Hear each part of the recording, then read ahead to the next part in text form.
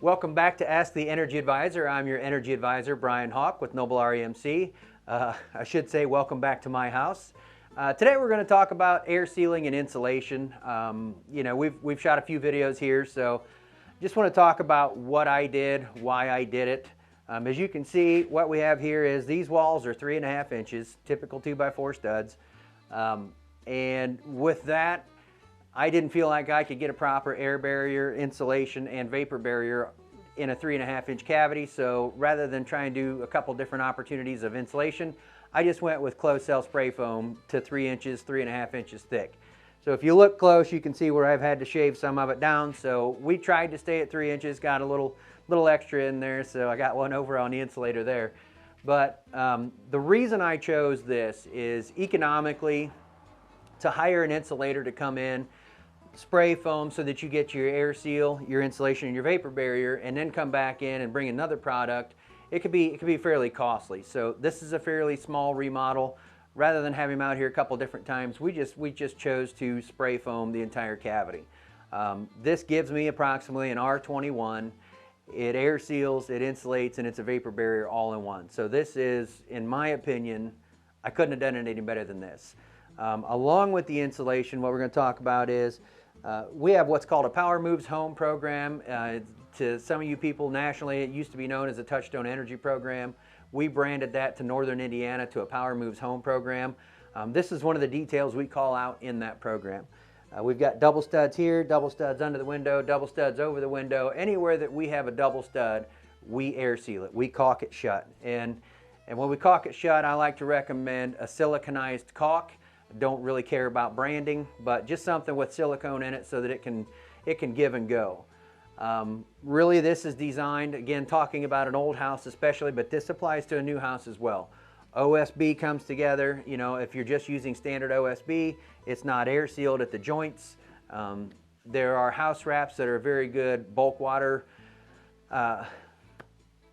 Take care of your bulk water problems or any water that gets behind the siding, but it's still not an adequate air seal. You can tape it and you can do that, but this, for what you have invested in caulking these joints, time-wise and material-wise, this is money well spent.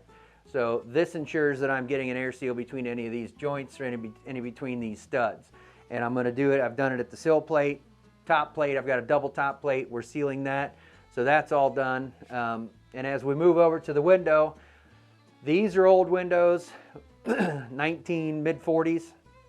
And the way this window was built, I had put some replacement windows in it quite a few years back. And rather than tear all this out and try and get windows to come all the way back out, I opted, because of the way they're built into the house, I opted just to leave these in place. When the time comes, I'll probably address it then. I may go with standard replacements again, or I may just go the full 9 yards and go to triple pane European tilt-tilt windows. So, dream of mine. Back to reality. We've got this cavity here. We talk about this is closed cell insulation right here. At the window cavity, anytime you're dealing with windows and doors, you've got to go to an open cell foam. The two products, and I'm not brand specific, so please forgive me for holding up the particular brand, but we've got what we call gaps and cracks here, which is a two-part foam. It's a closed cell foam is what you would see here. And then we have window and door here. And this particular product, this style, just screws down onto a foam gun. You know, I come in here and foam this shut with the foam gun. If you've got a lot of area that you're going to seal up, I highly recommend that technique right there. You can leave the can on the foam gun for quite a while and you can go right back to using it. It's not like the plastic straw foam cans where it's a one and done, you throw the straw away, and unless you find somebody that can get you more straws, the can is done. But the reason we go to open cell on this is it's rapid expansion. You spray it in here and it expands right away, and it does not continue to expand like this.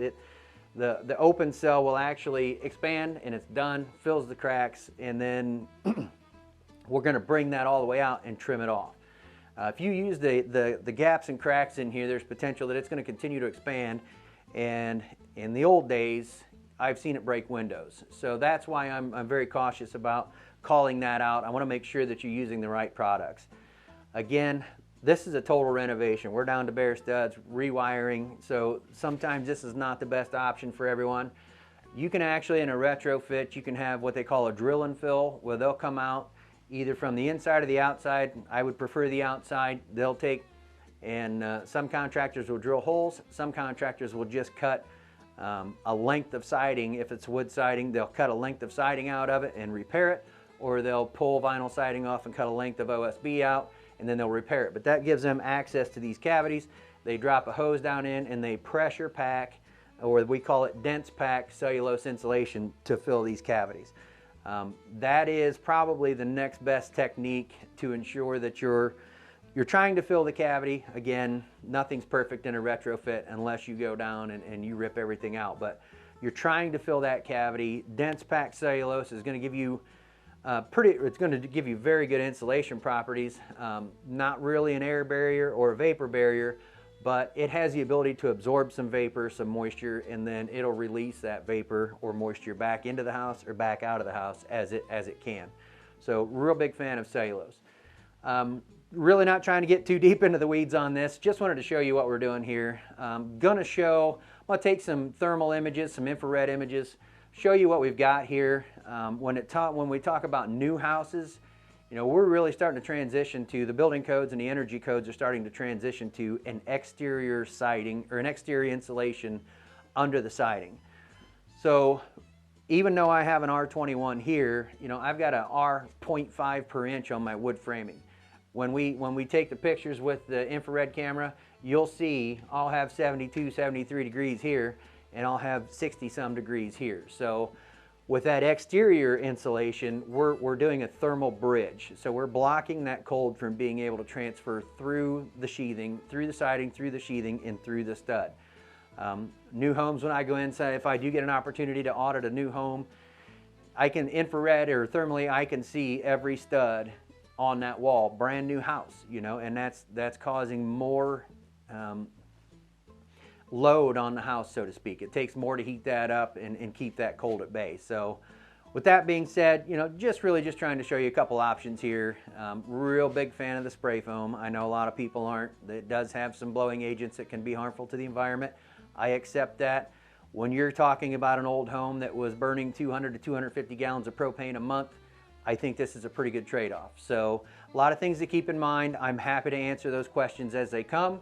So with that, thanks again for joining us for Ask the Energy Advisor. I'm your Energy Advisor, Brian Hawk, for Noble REMC.